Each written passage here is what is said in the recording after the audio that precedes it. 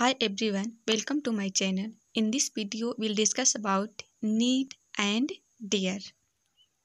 तो सबसे पहले नीड और डेयर का मतलब समझते हैं कि इनका हिंदी में क्या मतलब होता है। किसी भी वर्ड को जानने से पहले उसका मतलब जानना आवश्यक होता है। नीड का मतलब होता है ज़रूरत होना और डेयर का मतलब होता है हिम्मत होना। ये दोनों वर्ड मॉडल वर्ब और मेन वर्ब दोनों का काम करता है। अब चलिए जानते हैं कि ये कब मॉडल वर्ब और कब मेन वर्ब का काम करेगा, क्योंकि ये जानना बहुत आवश्यक है कि ये कब मॉडल वर्ब का काम करता है और कब ये मेन वर्ब का काम करता है। सभी मॉडल वर्ब में केवल यही दो मॉडल वर्ब हैं जो मॉडल वर्ब और मेन वर्ब दोनों का काम करता है। इसके अलावा ऐसा कोई भी मॉडल वर्ब नहीं है जो कि मेन वर्ब का काम करता है। चलिए समझते हैं कि कब ये मॉडल वर्ब का काम करेगा और कब ये मेन वर्ब का काम करेगा। मॉडल्स का 3 काम होता है, जो इन तीनों कामों को फॉलो करे वही हमारा मॉडल्स कहलाता है। पहला काम है अ हेल्पिंग वर्ब। यह एक हेल्पिंग वर्ब के रूप में काम करती है। फॉर एग्जाम्पल है we need go to school. हमें स्कूल जाने की ज़रूरत है। यहाँ पे जो नीड है ये एक मॉडल्स हैं जो हेल्पिंग वर्ब का काम कर रहा है। नेवर चेंज्ड सेकेंड काम है नेवर चेंज्ड इट्स फॉर्म्स। ये अपना फॉर्म्स कभी चेंज नहीं करती। जैसे कैन को कैंस में हम कभी नहीं बदल सकते, शूट को शूट्स कभी नहीं कर सकते। एग्जाम्पल है आई कैंस प्ले। ये बिल्कुल इनकरेक्ट है क्योंकि यहाँ पे कैंस और हम जानते हैं कि मॉडल्स अपना फॉर्म चेंज नहीं करती, तो ये सेंटेंस इनकरेक्ट है। करेक्ट सेंटेंस होगा आई कैन प्ले, मैं खेल सकता हूँ।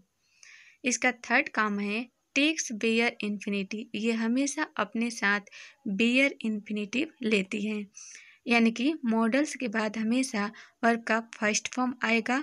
इसके साथ न तो वर्ब का सेकेंड और थर्ड फॉर्म आएगा और न ही एस या ईएस लगेगा वर्ब के साथ। जैसे एग्जाम्पल है I should read this book. हमें इस किताब को पढ़ना चाहिए। चलिए अगली स्लाइड में और अच्छे से समझते हैं कि बेयर इन्फिनिटिव किसको कहते हैं। जैसे यहाँ पे प्ले मैंने एक एग्जाम्पल के तौर पे ली है। प्ले को बेयर इन्फिनिटिव कहेंगे क्योंकि इसके साथ न तो वर्ब का सेकेंड फॉर्म और न ही थर्ड फॉर्म लगा है और न ही वर्ब का आईएनजी फॉर्म लगा है और न ही ईएस और ईएस लगा है। वर्ब को बेयर इन्फिनिटिव तभी कहेंगे जब उसके साथ ये चारों फॉर्म न हो, यानी कि second form, third form, ING form और एस या ईएस फॉर्म, उसी को हम बेयर इन्फिनिटिव कहेंगे। तो ये बात याद रखनी है कि मॉडल्स के बाद हमेशा वर्ब का बेयर इन्फिनिटिव आएगा। अगर इन चारों में से कोई आ जाए तो वह सेंटेंस गलत हो जाएगा। तो चलिए अब करते हैं इनकी practice. She needs to get a job. उसे एक जॉब पाने की ज़रूरत है। अब यहाँ पे नीड्स एक मेन वर्ब है। कैसे पता चला कि ये मेन वर्ब है? क्योंकि नीड के साथ एस लगा है और इसके बाद टू इन्फिनिटिव आया है और हम जानते हैं कि मॉडल्स के साथ न तो एस यस लगता है और न ही टू इन्फिनिटिव आता है। तो यहाँ पे दो रीजन है मेन वर्ब पहचानने का। सी नीड गेट अ जॉब। उसे एक जॉब पाने की ज़रूरत है। यहाँ पर ये जो नीड है ये एक मॉडल वर्ब है। अब कैसे पता चला कि ये मॉडल वर्ब है? क्योंकि इसके साथ न तो एस यस लगा है और न ही नीड के बाद टू इन्फिनिटिव आया है। इसके साथ वेयर इन्फिनिटिव आया है गेट, तो ये मॉडल वर्ब है। सी नीड्स अ ड्रिंक। उसे पीने की ज़रूरत है। यहाँ पे नीड्स मेन वर्ब है क्योंकि नीड्स के साथ नीड के साथ एस लगा है। Always main verb after models. Models के बाद हमेशा मेन वर्ब आता है, तो यहाँ पे नीड के बाद कोई मेन वर्ब नहीं है, तो इसको हम मॉडल्स में चेंज नहीं कर सकते। थर्ड है does he dare to speak. क्या वह बोलने की हिम्मत करता है? यहाँ पे जो डेयर है ये मेन वर्ब है क्योंकि डेयर के बाद टू इन्फिनिटिव आया है और हम जानते हैं कि मॉडल्स के बाद वेयर इन्फिनिटिव आता है, तो ये मॉडल्स नहीं है बल्कि डेयर है। और एक और रीज़न है कि इसके शुरू में स्टार्टिंग में हेल्पिंग वर्ब है डज।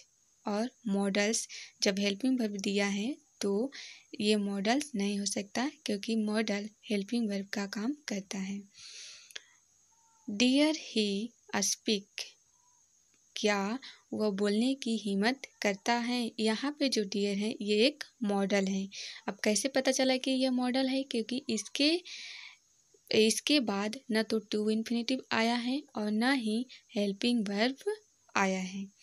सो आई होप आप समझ गए होंगे कि नीड और डियर को कैसे पहचानें कि कब यह हेल्पिंग वर्ब का काम करता है और कब यह मेन वर्ब का काम करता है।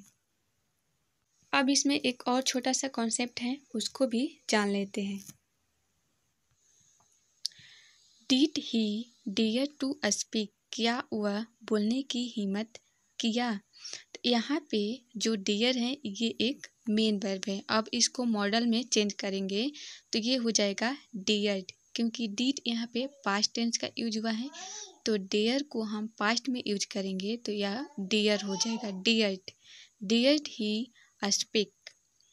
अब नेक्स्ट है did he need to speak. यहाँ पे जो नीड है ये एक मेन वर्ब है और इसको मॉडल में चेंज करेंगे तो ये हो जाएगा नीडेड ही स्पीक। बट यहाँ पे एक कन्फ्यूजन है, ये सेंटेंस इनकरेक्ट है बिकॉज हम नीड को कभी भी नीडेड में चेंज नहीं कर सकते, क्योंकि नीड एक ऐसा अकेला मॉडल वर्ब है जो अपना फॉर्म चेंज नहीं करेगा, ये नीड ही रहेगा। कहीं भी इंग्लिश में आपको नीडेड नहीं देखने को मिलेगा, क्योंकि नीड को हम चेंज नहीं कर सकते नीडेड में, तो ये सेंटेंस इनकरेक्ट है।